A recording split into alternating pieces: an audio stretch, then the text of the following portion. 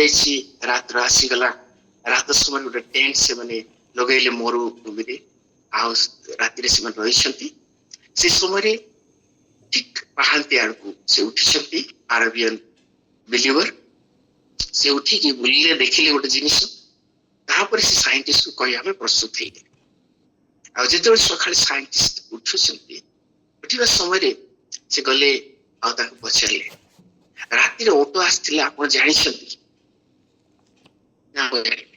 आपण देखिले ना तेरे से पछाले ठीक से मिली ईश्वर मध्य में न देखिले न जानले जो फुटस्टेप अच्छी वर्तमान जो ऑटो देखिले चाहिए से फुटस्टेप आपण देखु सब साइंटिस्ट आके देखु छे फुटस्टेप ताकर टेंट रो चारि आडे से ऑटो रो फुटस्टेप रही आप से तुलसी कहि यही हमन कर विश्वास प्रभु कटारे ठीक से तुमरे सुचुनी आसुची आ से तुलसी कहि प्रभु तुमे जे अच्छा तार सुंदर प्रमाण ए फुटस्टेप द्वारा तुमे जानो छ सुचते जहाँ तुमे तैयारी करि छ आज अवश्य में बुझिबा जहाँ दिशा महावेदी पुस्तक तार साक्षी पूर्व तार एक पद लिखा है उर्थ दीप्तिमती हो कारण तुम दीप्ति उपस्थित आज से प्रभु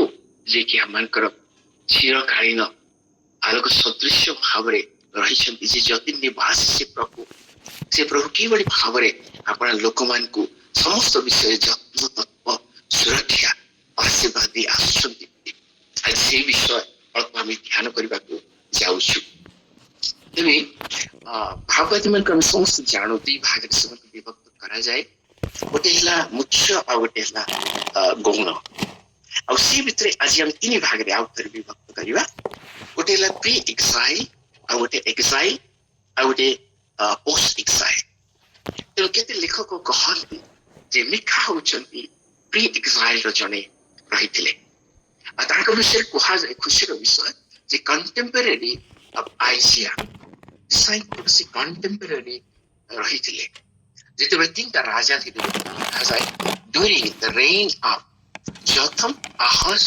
एंड हिजकिया इस समय से वाक्य यहूदा में प्रचार करबा हम देखिबा ए दुईटा मुख्यतः भापाजी में प्रचार करथि गोटे हला द जजमेंट एंड डेलिवरेंस दुईटा मुख्य सेवन कर रहितला गोटे हला ईश्वर जजमेंट तुम जदि मन परिवर्तन न करिवो आ जदि तुम मन परिवर्तन करिवो ताले तुम पे डेलिवरेंस अछि ए दुईटा चिंताधारा को विशेष कर माने रखुतिले तेनो चारटा विषय नै करी मिखा से दिन प्रचार करथिले बोली लेखक माने कहंती प्रथम हिला सेवनकर आइडलटरी जहा कि सेवनकर आत्मिक व्यभिचार रहितला द्वितीय विषय से गुरुत्व देथिले आ ताहा होची इनजस्टिस जो अन्याय से समय लागि रहितला तृतीय हला रेवलेन जहा कि से माने ईश्वर को विद्रोही से माने हेतले विद्राचरण ईश्वर को विद्रोह करथिले आ चतुर्थ विषय सेवनकर जीवन रे रहितला एम्प्टी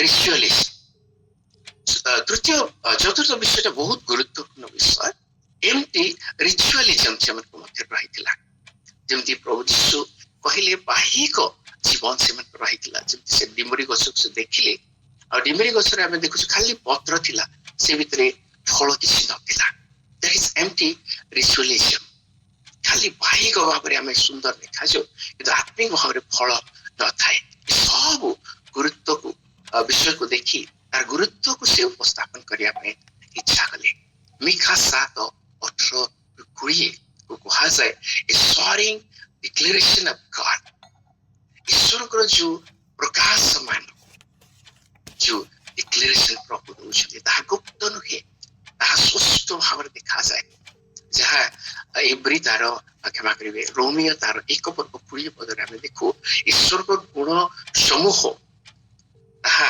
स्वर्गीय शक्ति जहाँ ताहा प्रतीयमान होची बोली देखा जाए माने देखा जाउची तो ठीक सेही बड़ी विषय ईश्वर से मन के सम्मुख रखिले अपना भावात्मक द्वारा आ कहा जाए द्वितीय पॉइंट से कहंती इनकम्पैरेबली मर्सीफुल कैरेक्टर ईश्वर में देखो अतुलनीय କାହା ସହିତ ବି ଆମେ ତାକୁ ସମତୁଲ କରିପାରିବାନି। ଏତେ ଅନୁଗ୍ରହ ବା ଦୟା ଈଶ୍ୱରଙ୍କର ଆମମାନଙ୍କ ପ୍ରତି ରଖାଯାଏ। ଏସବୁ ପରିସ୍ଥିତିରେ ତାହାକୁ ସେ ବୁଝିବା ପାଇଁ ଇଚ୍ଛା କରନ୍ତି।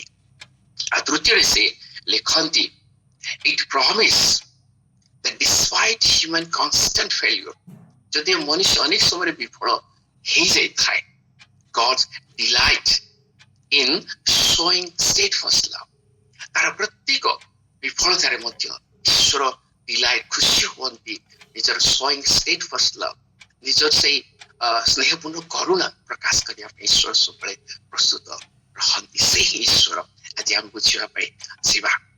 ତେବେ ଆଜିର ମୂଳ ଚିନ୍ତାଧାରା ଭିତରେ ଆମର ଗୋଟେ ପଏଣ୍ଟ ହେଉଛି God's delight in us।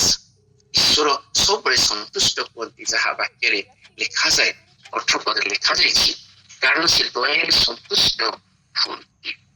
ଦୟାରେ ସନ୍ତୁଷ୍ଟ ହବା ଈଶ୍ୱରଙ୍କୁ ଆଜି ଆମେ ବୁଝିବାକୁ ଯାଉଛୁ। ତେବେ ସନ୍ତୁଷ୍ଟକୁ ଆମେ 4 ଭାଗରେ ଆଜି ବୁଝିପାରିବା। ପ୍ରଥମ ସନ୍ତୁଷ୍ଟି ଆମେ ଦେଖିବା, ଈଶ୍ୱର ଆମମାନଙ୍କ ପ୍ରତି ସନ୍ତୁଷ୍ଟ ରୁହନ୍ତି। ତାଙ୍କର କ୍ୟାରେକ୍ଟର ହିଁ ଯେ ଆମମାନଙ୍କ ପ୍ରତି ତାଙ୍କର ଦୟା ସବୁବେଳେ ସେ ରଖନ୍ତି। ଦ୍ୱିତୀୟ ସନ୍ତୁଷ୍ଟ ବିଷୟରେ କୁହାଯାଏ, ଯେଉଁମାନେ ପାପ କ୍ଷମା ପାଇଲେ ସେମାନେ ସନ୍ତୁଷ୍ଟ ହେବା ବିଷୟରେ ଆମେ ଦେଖିବା। ତୃତୀୟରେ ଆମେ ଦେଖିବା ଯେ ସେମାନେ କେମିତି ଏକ ସନ୍ତୁଷ୍ଟକର ଜୀବନ ବିତାଇବେ, ତୃତୀୟ ବିଷୟ। ଆଉ ଚତୁର୍ଥ ବିଷୟ ଆଜି ଆମେ ଦେଖିବାକୁ ଯିବୁ, ଆଉ ତାହା ହେଉଛି ଅନ୍ୟମାନଙ୍କ ପାଇଁ କେମିତି ସେମାନେ ସନ୍ତୁଷ୍ଟକର ବ୍ୟକ୍ତି ହେଇପାରିବେ, ବ୍ୟକ୍ତି ବିଶେଷ ହେଇପାରିବେ। ଏମିତି 4ଟା ସନ୍ତୁଷ୍ଟି ଉପରେ ଆଜି ଆମେ ବୁଝିବାକୁ ଯାଉଛୁ। ତେଣୁ 3ଟା ମୁଖ୍ୟ ବିଷୟ ମିଖାରେ ମୁଁ ଦେଖୁଥିଲି, ମତେ ବହୁତ ଖୁସି ଲାଗିଲା। ପ୍ରଥମ ହେଲା ଯୀଶୁଙ୍କର ଜନ୍ମ ବିଷୟରେ ଆମେ ମଧ୍ୟ ଏଠି ଦେଖୁ, ଯାହା ଜେରୁସାଲେମ ବିଷୟରେ ଲେଖାଯାଇଛି। ମିଖା 5 ପର୍ବ 2 ପଦ, ଅନେକ ଖ୍ରୀଷ୍ଟମାସ ସମୟରେ ତାହା ଆମେ ନେଇଥାଉ, ଯେ ବ୍ୟାଥଲେହେମ୍ ବିଷୟରେ ଯାହା ଲେଖା ସେ ଜନ୍ମ। ଦ୍ୱିତୀୟ ଆମେ ଦେଖିବାକୁ ପାଇବା ଯେ ତାହା ତାଙ୍କର ଜୀବନ, ଯୀଶୁଙ୍କର ଜୀବନ କେମିତି ଥିଲା, ଆଉ ଆମମାନଙ୍କୁ ଆହ୍ୱାନ ଦିଆଯାଏ, ଯାହା ମିଖା 6 ପର୍ବ 8 ପଦରେ ଲେଖାଯାଏ, ଯେ ଈଶ୍ୱର ତୁମଠାରୁ କଣ ଆଶା କରନ୍ତି, ଅପେକ୍ଷା କରନ୍ତି, ନ୍ୟାୟ ଚରଣ, ଦୟା ଭଲ ପାଇବା ଏବଂ ପରମେଶ୍ୱରଙ୍କ ସହିତ ନମ୍ର ଭାବରେ ଗମନାଗମନ କରିବା, ଯାହା ଯୀଶୁଙ୍କର ଜୀବନ ମଧ୍ୟରେ ଆମେ ଦେଖିବା ପାଉ।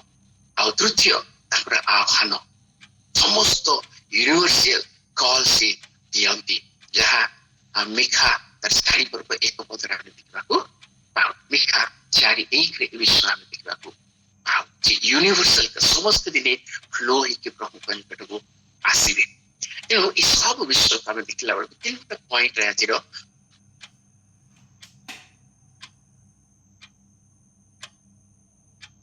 ବିଷୟକୁ ଆମେ ବୁଝିବା। ପ୍ରଥମ ହେଉଛି God's life, ଈଶ୍ୱରଙ୍କ ଭଳି ଆଉ କିଏ ଅଛି, ଏଇଟା ହେଉଛି ପ୍ରଥମ ପ୍ରଶ୍ନ। ଆଉ ମିଖାର ଅର୍ଥ ହିଁ ତାହା ବୋଲି କୁହାଯାଏ, ହୁ ଇଜ୍ ଲାଇକ୍ ୟାହୱେ, ଈଶ୍ୱରଙ୍କ ଭଳି ଆଉ କିଏ ଅଛି କି? ଏଇ ଉପରେ ଆଜି ଆମେ ପ୍ରଥମରେ ଚିନ୍ତା କରିବା। ମୋ ମନରେ ଗୋଟେ ବିଷୟ ଆସୁଥିଲା, କିଭଳି ଈଶ୍ୱର ସେ ଅଟନ୍ତି, ଅନକମ୍ପାରେବଲ, ଯାହା ଆମେ ଦେଖୁଛୁ ଅତୁଳନୀୟ, ତାଙ୍କ ସହିତ ଆଉ କାହାକୁ ଆମେ ସମତୁଲ କରିବା ନାହିଁ। ତେବେ ଈଶ୍ୱରଙ୍କର କ୍ୟାରେକ୍ଟର ଭିତରେ 2ଟା ମୂଳ ବିଷୟ ଆମେ ଦେଖୁ। ଇଟ୍ସ ଏ ଲଭିଂ ଗଡ୍, ସେ ପ୍ରେମିକ ଈଶ୍ୱର, କିନ୍ତୁ ସେ ମଧ୍ୟ ଦଣ୍ଡଦାତା ଈଶ୍ୱର ଅଟନ୍ତି। ପ୍ରତ୍ୟେକ ଘର ପ୍ରତିଷ୍ଠାରେ ଗୋଟେ ବିଷୟ ପଢାଯାଏ ବା ଚର୍ଚ୍ଚ ପ୍ରତିଷ୍ଠାରେ, ତାହା ହେଉଛି ପ୍ରଥମ କରନ୍ତୀୟ 3 ପର୍ବ ତାହାର 16 ପଦ। କିନ୍ତୁ 17 ପଦକୁ ଗୁରୁତ୍ୱ ଦିଆଯାଏ ନାହିଁ ବୋଲି ଜଣେ ପ୍ରଭୁଙ୍କର ସନ୍ତାନ ଦିନେ ମତେ କହୁଥିଲେ। 17 ପଦରେ କଣ ଅଛି, ତାହା ହେଉଛି ଯେଉଁମାନେ ଈଶ୍ୱରଙ୍କର ମନ୍ଦିରକୁ ନଷ୍ଟ କରିବେ, ଈଶ୍ୱର ସେମାନଙ୍କୁ ନଷ୍ଟ କରିବେ। ତେଣୁ ଈଶ୍ୱର ଯଦିଓ ପ୍ରେମିକ, କିନ୍ତୁ ଯେଉଁମାନେ ଈଶ୍ୱରଙ୍କ ନିକଟରେ ରେବଲିୟନ ହୁଅନ୍ତି, ବିଦ୍ରୋହୀ ହୁଅନ୍ତି, ଈଶ୍ୱରଙ୍କ ବିରୁଦ୍ଧରେ କାର୍ଯ୍ୟ କରନ୍ତି, ଅପବିତ୍ର କରନ୍ତି, ଅଶୁଚି ନିଜ କରନ୍ତି, ଈଶ୍ୱର ନିଶ୍ଚିତ ଭାବରେ ସେମାନଙ୍କର ଦଣ୍ଡଦାତା ଅଟନ୍ତି। ଏହା ଆମକୁ ଭୁଲିବାକୁ ହବ ନାହିଁ। ତେବେ କୁହାଯାଏ ଏଠି ଯେ ହିଜ୍ ମର୍ସି, ବହୁତ ଭଲ ଲାଗେ। ଆଜି 3ଟା ହାଲେଲୁୟା ମଧ୍ୟ ଆମେ ଦେଖିବୁ।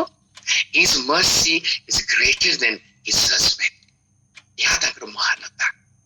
ଯଦି ସେ ଦଣ୍ଡଦାତା, କିନ୍ତୁ his mercy is greater then his judgement, ତାଙ୍କର ବିଚାରରୁ ତାଙ୍କର ଯୋଉ ମର୍ସି ଅଛି ତାହା ଉର୍ଦ୍ଧ୍ୱରେ ସବୁବେଳେ ରହେ, ଯେହେତୁ ଆମ ପ୍ରତି ସବୁବେଳେ ତାଙ୍କର ଦୟାକୁ ସେ ରଖିବାକୁ ଚାହାନ୍ତି। ଆଜି ପ୍ରଥମ ହାଲେଲୁୟା ଆମେ ରଖିବୁ, ପ୍ରେଜ୍ ଦ ଲର୍ଡ।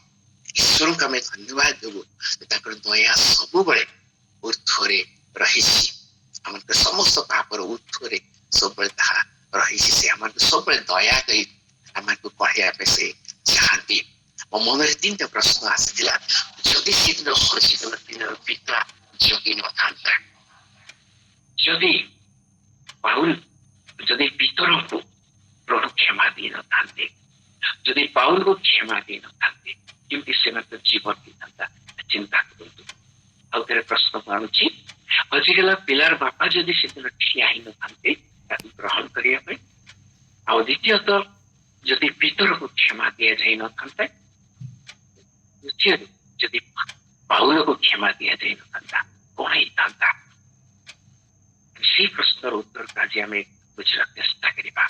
ଈଶ୍ୱର ଦୟାରେ ପରିପୂର୍ଣ୍ଣ ଅଟନ୍ତି, ଅନୁଗ୍ରହକାରୀ ଈଶ୍ୱର ଅଟନ୍ତି।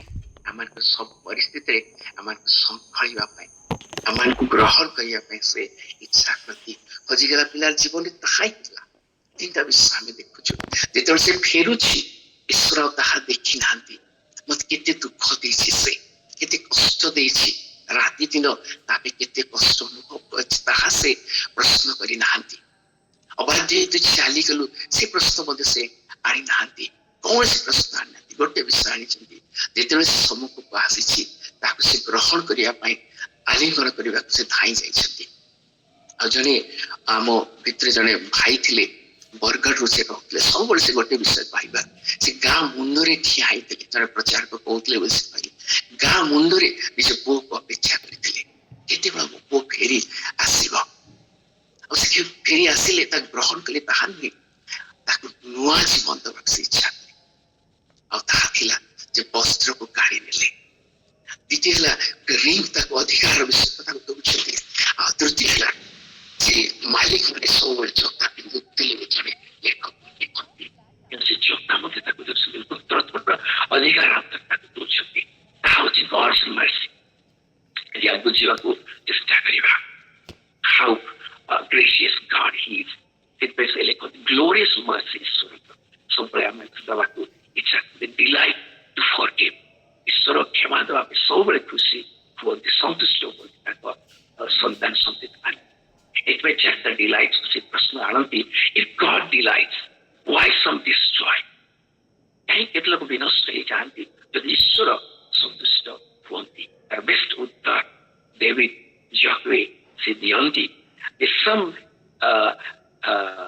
lost because they won't receive his grace. ତାଙ୍କର ଅନୁଗ୍ରହକୁ ସେମାନେ ଗ୍ରହଣ କରନ୍ତିନି, ସେଥିପାଇଁ ଅନେକ ବିନଷ୍ଟ ହେଇଯାଆନ୍ତି ବୋଲି ସେ ଲେଖନ୍ତି। ଦ୍ୱିତୀୟ ଲେଖନ୍ତି, if God delights, ଯଦି ଈଶ୍ୱର ଆମ ପ୍ରତି ସନ୍ତୁଷ୍ଟ, always in all occasion merciful, why don't he show is merciful ବୋଲି ବିଷୟକୁ ଦ୍ୱିତୀୟରେ ସେ ଆଣନ୍ତି। ଆଉ ସେଠି ଗୋଟେ ବଢିଆ ପଏଣ୍ଟ ଆଣିଛନ୍ତି ସେ, because the sin must be punished, ପାପ ନିଶ୍ଚିତ ଭାବରେ ସେ ନ୍ୟାୟ ମଧ୍ୟକୁ ଯିବାକୁ ପଡିବ। ଏଥିପାଇଁ ସେ ଅନେକ ସମୟରେ ଦଣ୍ଡ ମଧ୍ୟ ବିଧାନ କରିଥାନ୍ତି। ତୃତୀୟ ସେ ଲେଖନ୍ତି, if God delights, ଯଦି ଈଶ୍ୱର ଡିଲାଇଟ୍ କରନ୍ତି, ତାପରେ why uncredible in one's life, କାହିଁକି ଏଇଭଳି unforgiveness ସେ ରହିଯାଏ ସେ ଲେଖନ୍ତି।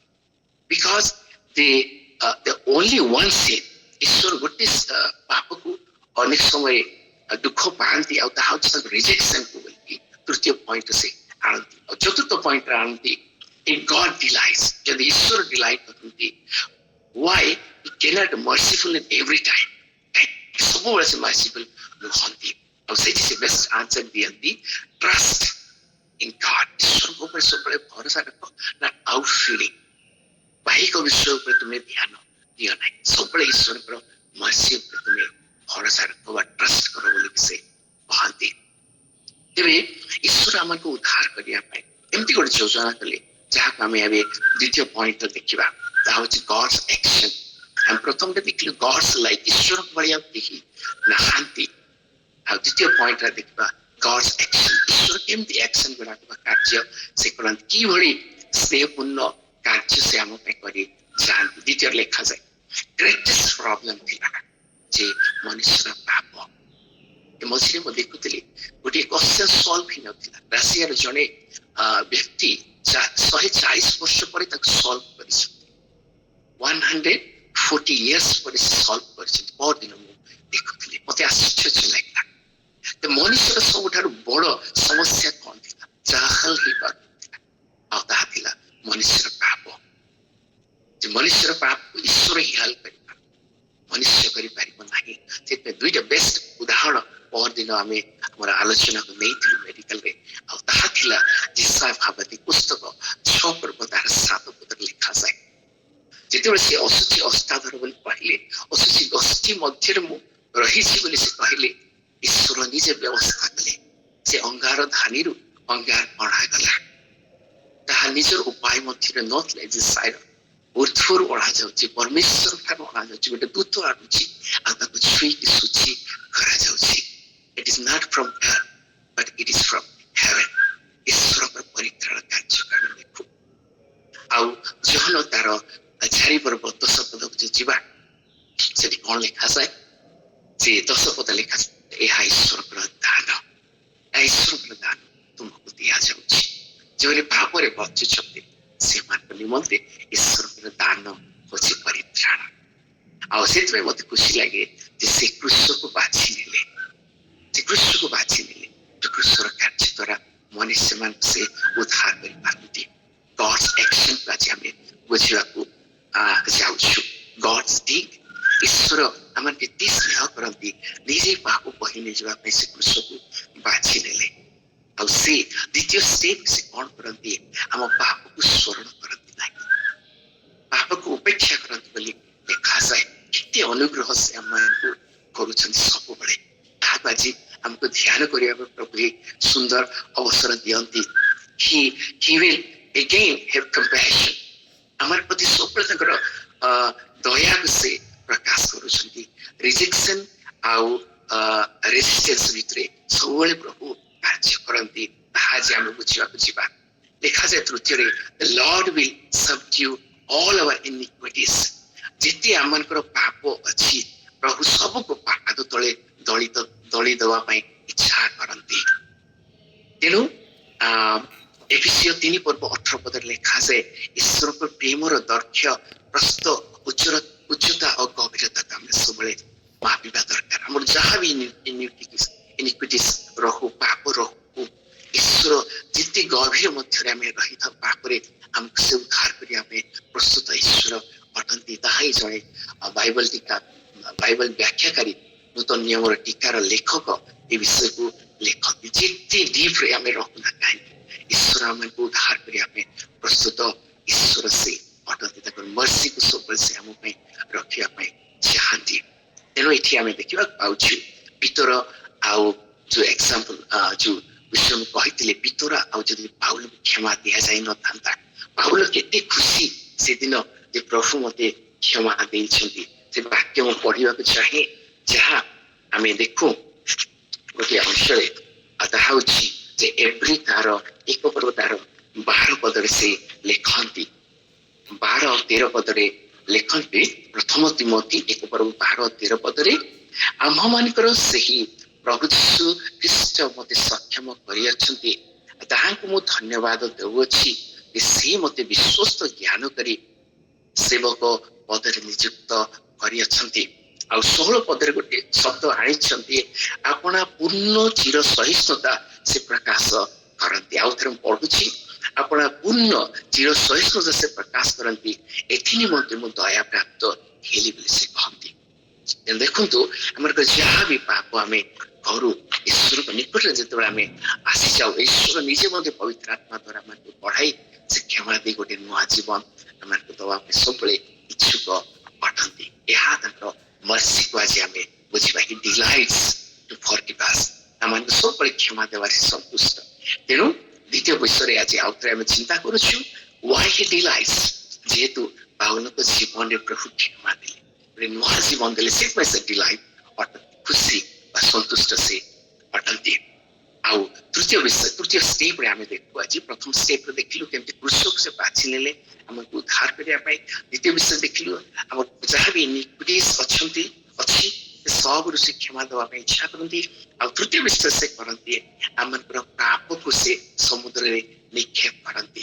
ବହୁତ ବଢିଆ ଚିନ୍ତାଧାରା, ମିଠା ଆଣନ୍ତି।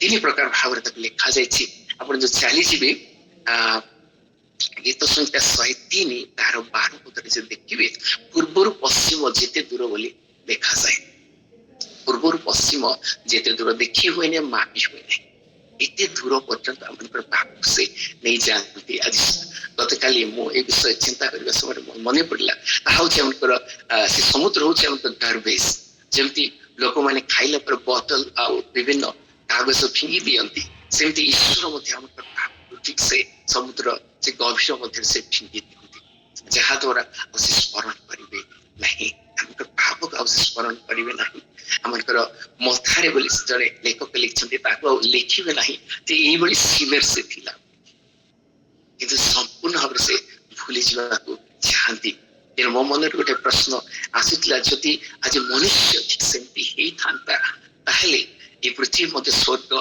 जाता समस्त पाप से भूली जाई थांते किंतु आज मन रखी था ये मत दिने एमती कही ये भाव मत से कष्ट देता क्षमा देला परे मध्य लोगों मध्य से विश्व आम देखा पाई था वंस क्षमा देदेल फॉरगिव एंड फॉरगेट बोली जहाँ इंग्राजी में कहू जदि हम फॉरगिव करदेलु ताहले वी शुड फॉरगेट आम भूली जाबार अछि जहाँ जोसेफ जीवन आम सुंदर विषय शिखी हारिबा से भूली गले निज भाई मान से ग्रहण कले आ द्वितीय विषय आज यीशु जीवन में आम देखा जो से क्रूस उपर झुलुंट ताकू कहुए मनुष्य जेहेतु से शरीर पाप बहन करने जाऊँगी से लेखक लिखते जिते से क्षमा उच्चारण कर लोक मान निमंती कौन करे से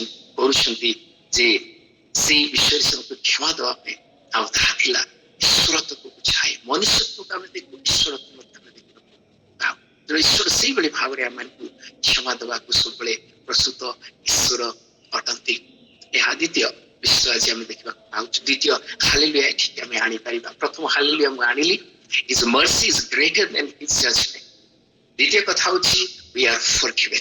आमको क्षमा दिया जाउची सबुदिन आ सित में हमें हालेलुया ईश्वर प्रशंसा हम परिवा प्रेज द लॉर्ड बोली हमें आज कहि परिवा एबे तृतीय विषय हमें जेबा आता अछि गॉड प्रॉमिस प्रथम हमें देखलु गॉड लाइक ईश्वर प्रयोग केही नाहांती ताको समतुल्य इतो हमें देखलु हिज एक्शन जहा कि ताको एक्शन मध्ये से महान पटंती जहाँ हमें देखलु आ तृतीय विषय आज हमें देखबा गॉड्स प्रॉमिस ईश्वर पर प्रॉमिस कौन एठी लिखा जाए 22 पद लिखा जाए हमें देखु एठी 19 पद हमें देखलु 22 पद हमें देखछु वे पूर्व काल ठारू आमानकर पितृ पुरुष गण प्रति जहाँ शपथ करि अछ तेन गॉड प्रॉमिस रे हमें देखिबा ईश्वर कोन प्रॉमिस करिथिले मु प्रथम रे जेतल डेविड जुआक रो कमेंट रे देखि एठी बुझिला नै ठीक भाबे किंतु and I will study Bible और लाइफ एप्लीकेशन बाइबल को जो देखी दुईटा विषय से अति सुंदर भाव से दुईजन लेखक जहाँ ग्राहक परमेश्वर प्रॉमिस करिथिले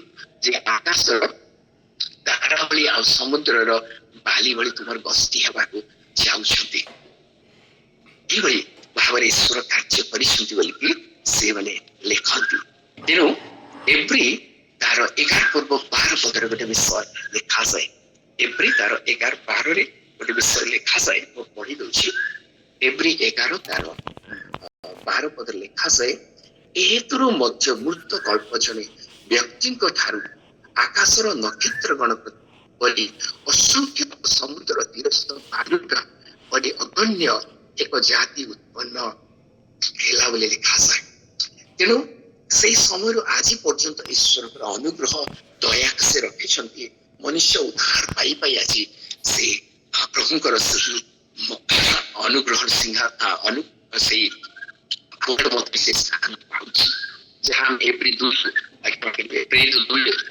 देखा पाऊँ जी लोग दर्शन कले ईश्वर संतान जह मतार 1 पद 12 पद अनुसार ईश्वर संतान हवा निमंते से ग्रहण करने विषय में देखा पाऊँ तेणु तृतीय डिलाइस होते लोग आज आम उद्धार प्राप्त आम निजे डिलाइस हवा दरकार अच्छे सब खुशी आम जीवन में रहा दरकार तृतीय विषय आज आम देखा प्रथम मुझे कहली डिलाइस को विषय ईश्वर अटंती जेहेतु से क्षमा दबारे द्वितीय आम क्षमा प्राप्त हबारे आम जो जीवन वर्तमान बिताऊँ ये जीवन में सब डिलाइस हवा दरकार मत काली आउ गोटे विषय मो मन रे आसुथला जहा देखिबा समय जहा विलाप तार 3 पर्व तार 19 पदर मध्य 39 पदर मध्य गोटे विषय आम देखू अनेक लोक असंतुष्ट जीवन बिताती ईश्वर असंतुष्ट जीवन से बिताती किंतु सब सुंदर जीवन प्रभु देइछन्ते हम सब संतुष्ट हवा दरकार अछि जहा भी प्रभु हम